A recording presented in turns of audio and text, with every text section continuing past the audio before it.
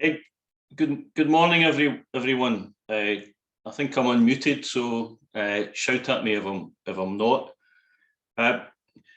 So my name's Andy White. I'm a member of the Scottish Citizens Income Basic Steering Group. I'm the Glasgow representative on that group.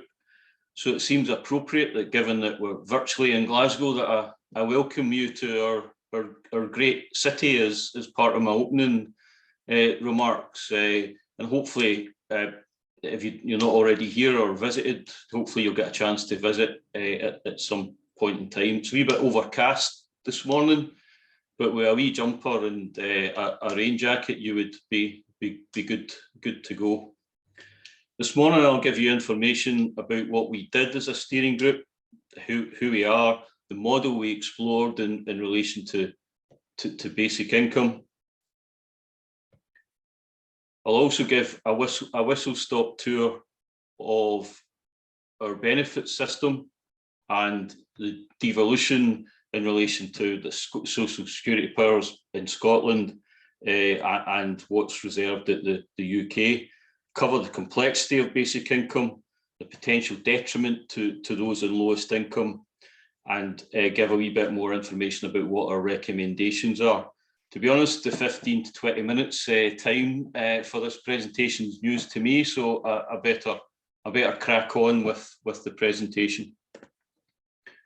So basically, our project was about 4 councils really who had an interest in exploring the feasibility of basic income pilot, and we were strongly supported in the steering group by a number of colleagues from Public Health Scotland.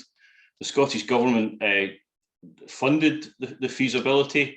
We published an interim report in November 2019, and our final report, I think, was published last summer. It's quite a detailed report, and it considers the ethical, legislative, financial and practical considerations for implementing a CBI pilot in Scotland.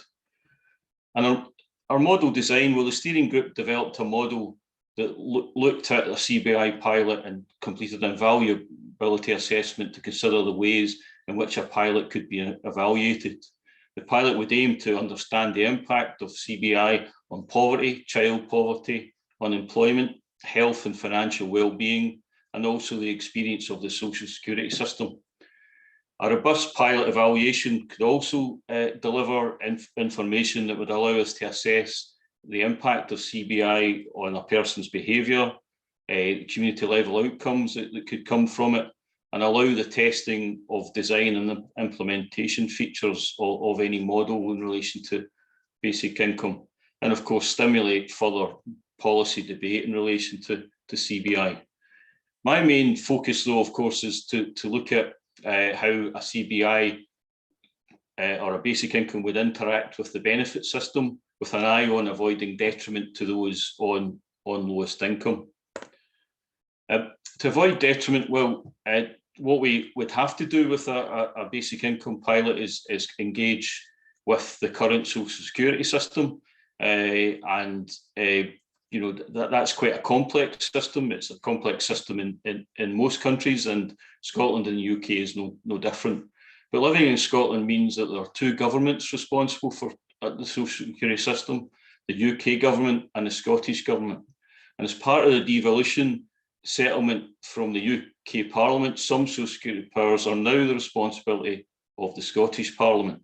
These new powers relate mainly to disability benefits and carers benefits, but do cover some other entitlements, and I'll come on to that.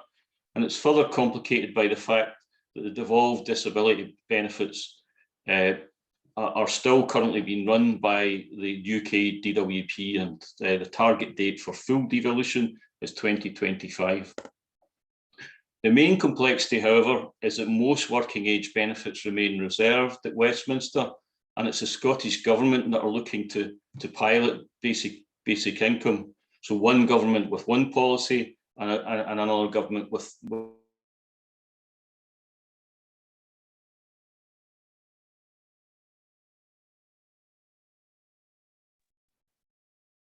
I think I was unmuted there, is that right? Yeah. Okay, so I'll just continue. So the other thing that's complicated about our approach here is that the main reserve benefits are undergoing quite a transformation, the biggest ever reform in the UK. So universal credit is in the process of replacing 6 legacy benefits: job seekers allowance, employment support allowance, income support, working tax credit, child tax credit, and housing benefit. Therefore, any basic income pilot would have recipients who have a cocktail of these different benefits.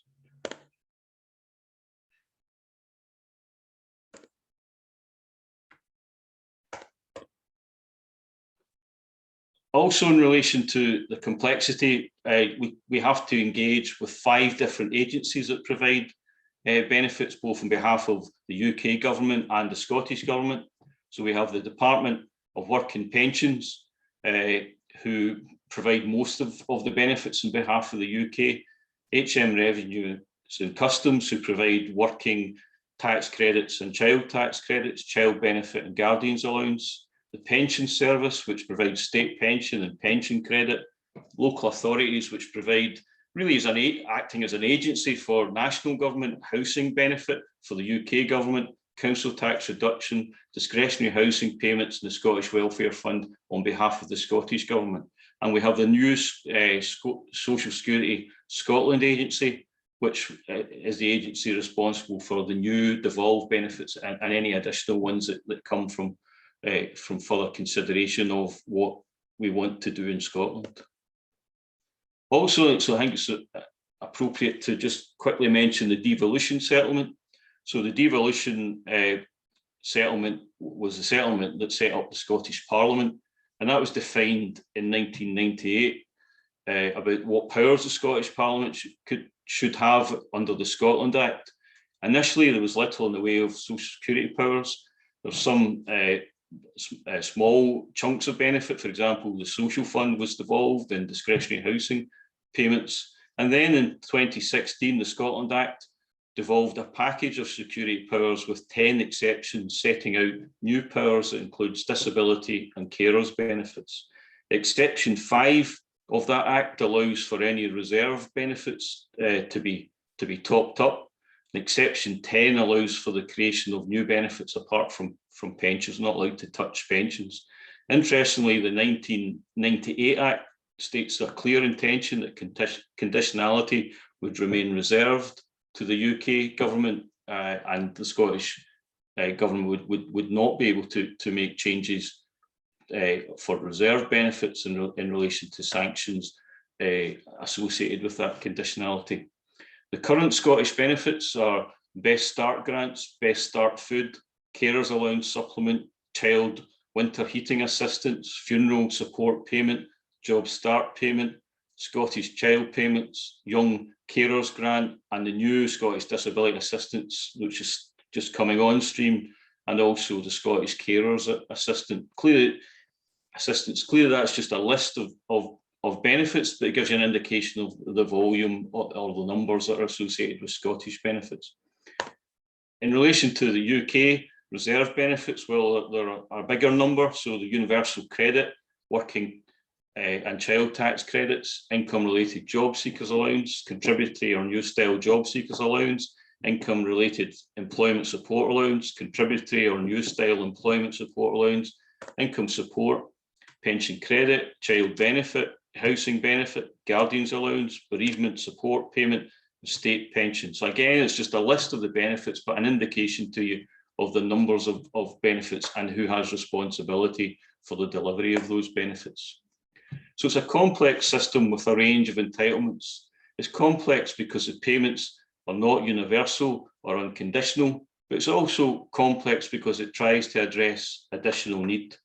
So in the additional payments in relation to children, disability, housing costs, retirement, childcare costs, fitness for work. There's clearly a debate about how well it addresses the additional need, but it is a system that does do that to an extent. So in the context of that setting of the benefits system, the reserved and devolved benefits and the devolution settlement, clearly we had to settle on a model that we would wish to pilot, and that model would have to interact with the existing benefits system. So this slide summarises the pilot model that we recommended. So clearly it was a model that meets the key characteristics of a basic income. So it'd be universal, unconditional, so there'd be no requirement to search for work. It'd be individual, so not a household payment, it'd be paid to the individual. It'd be paid on a regular basis, and it'd be a cash payment. Our study also recommended that the pilot should take place for a 3-year period to allow us time to evaluate the impact of a basic income. And also that given the complexity of what would be done, that there would be at least 1 year preparatory period. We recommend testing 2 levels of CBI payment, a low level and a high level. The low level pretty much reflects the current, what you'd say, subsistence rates within the social security system as it stands just now, and the higher rate would look at really a higher standard of payment that was really shaped by the work that the Joseph Rowntree Foundation did, which set a decent standard, a payment that would allow a decent standard of living. I think in a previous presentation, people asked why would we want to test a model that had a low level, which is just equivalent of what many people think is not enough within the current system. I think members of the steering group have different views about why we chose that. For me, it was about the ability to test an unconditional payment, and one that would not have sanctions associated with it. Also, our model would suspend some of the payments. So the basic subsistence rates you would get, you wouldn't get it twice. So you wouldn't get a basic income payment plus what you'd get in the social security system. But we also, like many in the debate around basic income, recognise that disability, housing, childcare and limited capability for work benefits would still continue alongside a basic income. So the benefits, as I said, suspended for the duration of the pilot. Well, the reason for that was to look at a way that we could fund some of the costs associated with a basic income. And the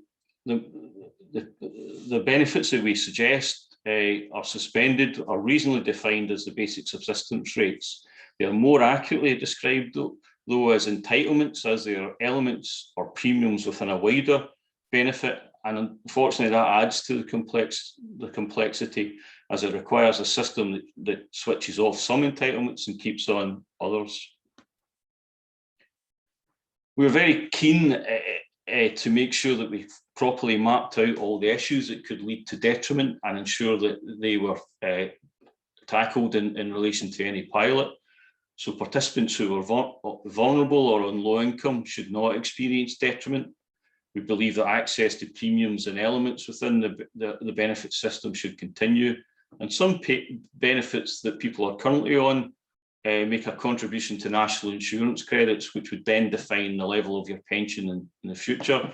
And if you were coming off those benefits, we wanted to ensure that those national insurance credits were still maintained, even though you're on the basic income. We'd want to see universal credit transitional protections and supports maintained. And as I said, access would continue to benefits associated with disability, housing support, childcare costs. Also, some current benefits passport you to additional entitlement. And if you came off those benefits for the duration of the pilot, we'd want to make sure that you were still able to passport those other entitlements. And also the basic income should be disregarded when calculating your entitlement to means tested benefits. I've mentioned the premiums. Well, premiums and legacy benefits in UC are paid to address the cost of additional need. These include additional entitlements for carers that have limited capability for work, disabled adults and children, and lone parents. Their value is significant, especially to those on low income. Unfortunately, in our discussions, the DWP and HMRC suggest keeping access switched on could be difficult.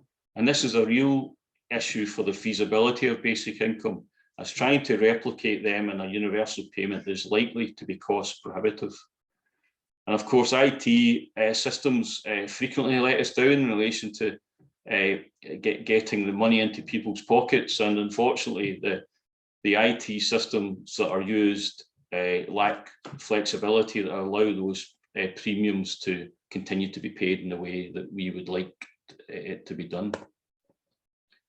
I've mentioned passporting. Well, really, the issue there is that your entitlement to some benefits are a quick and easy way of assuming that you are on low income, and the fact that you're in receipt of those benefits then passport you to other entitlements. So this is the list of UK means tested benefits that can be used to passport you to other entitlements.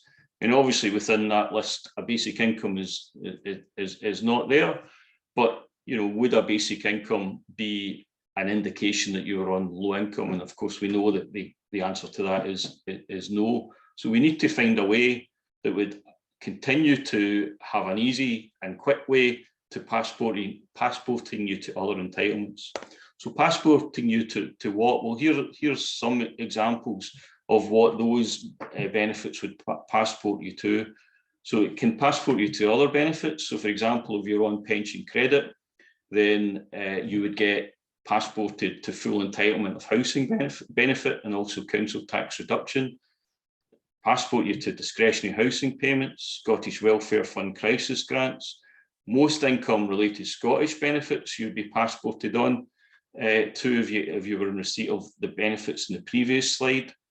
Cold heating payments, court fees, exemptions, health benefits, for example, exemption from dental charges, and also things like concessionary rates for leisure facilities too. So we need to find a way to make sure that we still had people who had a quick and easy passport to these other entitlements.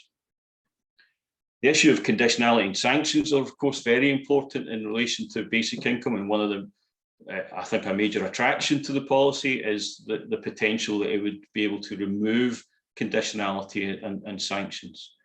A basic income, however, that necessitates the retention of some of the current social security system would see conditionality and sanctions remain. As I've said previously, the Scotland Act 1998 states that conditionality should remain reserved to the UK. So even if the Scottish Government wanted to end conditionality, it does not have the power to do so regarding working age benefits like universal credit. However, the UK Welfare Reform Act 2012 does allow for pilot exemption. So if there's going to be movement in reducing conditionality and sanctions, there really need to be good, close cooperation with the UK government and a willingness for them to support any associated legislative changes. And will basic income be treated as income? Well, this question is in the context of accessing means-tested benefits. So both the DWP and HMRC in their discussions indicated that a regular payment of the nature of basic income would be taxable and therefore treated as income for benefit calculation. It's treated as miscellaneous income under Section 687 of the Income Tax, Trading and Other Income Act 2005, and in turn then that means that it's therefore treated as income under Regulation 66(1)(m) of the Universal Credit Regulations 2013. And this classes basic income as unearned income. And for calculation purposes in accessing universal credit, 100% of this income would be taken into account, whereas earned income under universal credit, 63% of that would be taken into account. And that would only be taken into account, in fact, after a chunk of money was disregarded in relation to work allowances. Interestingly, or funnily enough, the approach to and benefit regulations would be the same provision that would be used to consider how income from royalties would be calculated if you made a claim for universal credit. So if you've made a few records and the royalties are coming trundling in and you make a claim for universal credit, those royalties will be treated in the same way that any basic income payment would be treated. But in all seriousness, the issue here is that to avoid detriment for those in low income, a disregard of basic income is essential. To get into to give an example, if you're on universal credit and you're on the standard allowance of universal credit and you had no other income, then you would automatically be entitled to have your rent paid through housing cost support.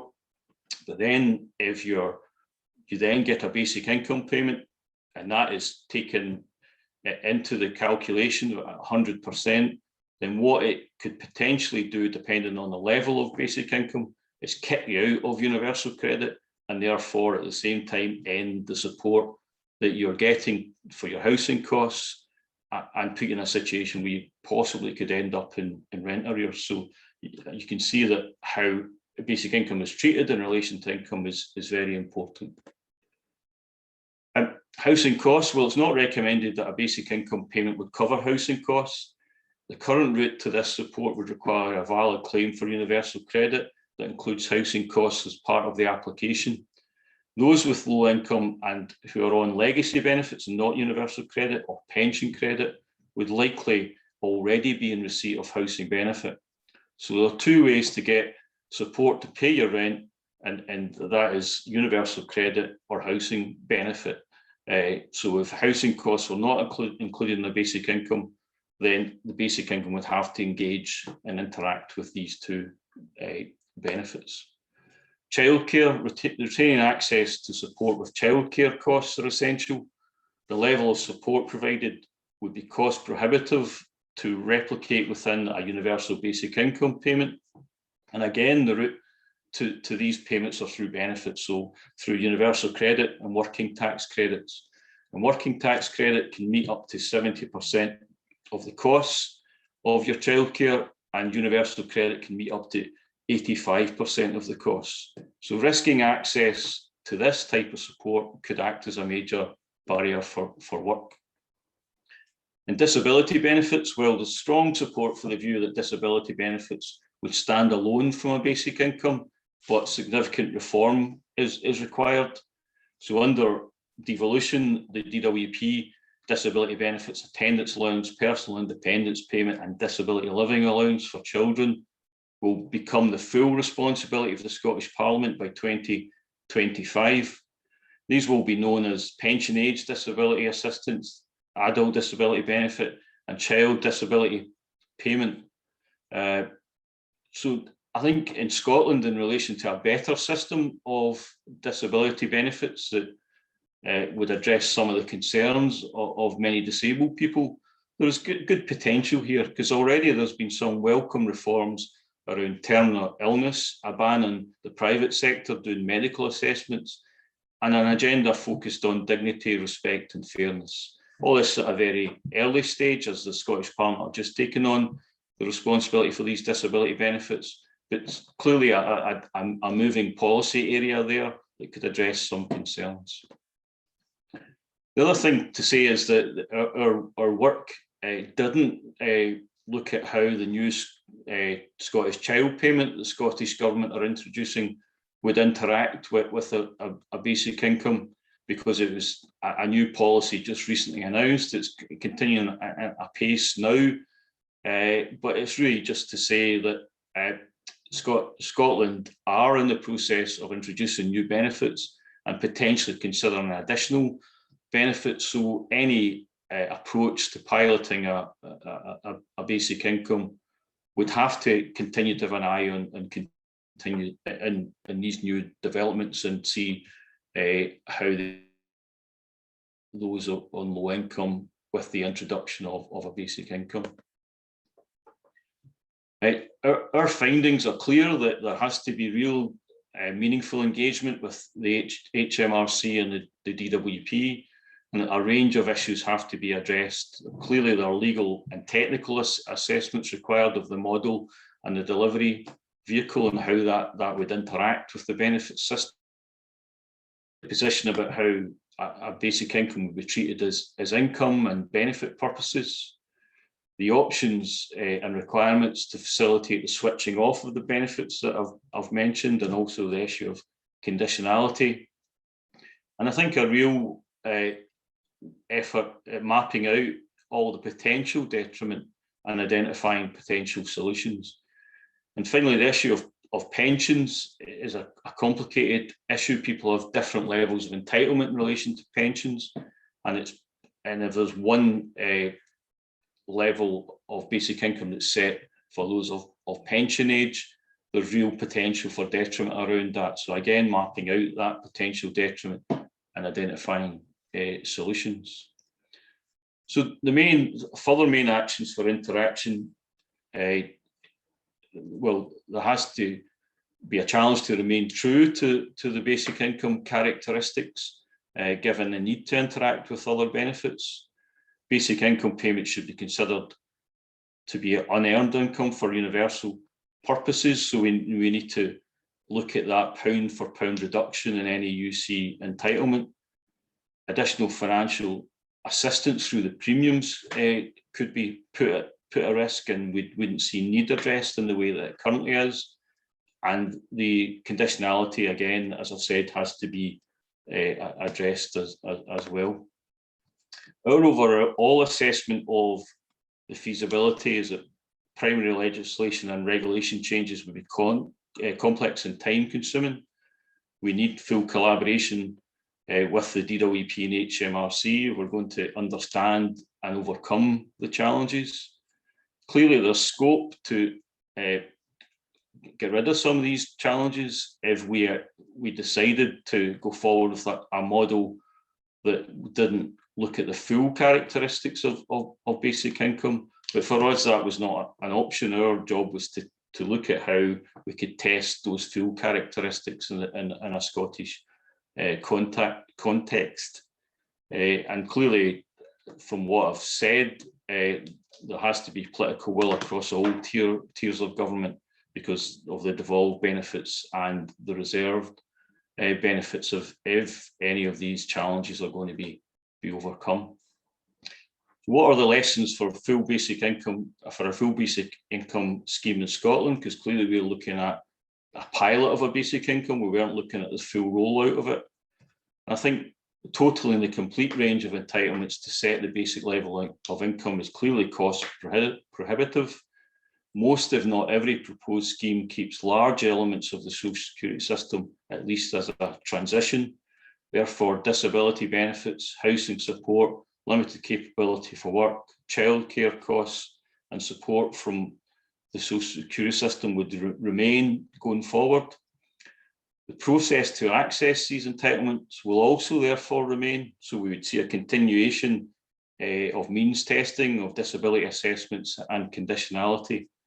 And what we need, though, to address these issues alongside a basic income is a complete transformation and reform of the social security system. So that concludes my presentation, and I'm happy to take any questions. Thank you.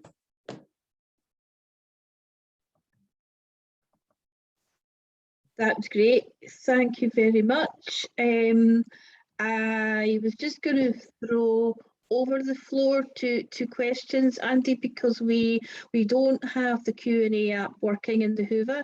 I can see that Anne-Maureen Gray has raised her hand. So Anne-Maureen, if you want to speak to the mic, unmute yourself and ask Andy a question, please feel free to do so. Thank you very much. I just point out that disabling the chat in the Zoom version means that some of us can't ask questions at all, except by interrupting everybody else. So sorry to be cheeky and go first. I do feel very concerned about the need to maintain conditionality, because abolishing sanctions and everything that leads to sanctions is one of the most important aspects of a CBI to be implemented. And I wonder if there is any way around that by, for example, the Scottish Government setting up discretionary payments, which would discreetly replace the payments from the UK system of any sanctioned individual. I also wonder if there's any capacity for DWP officers at local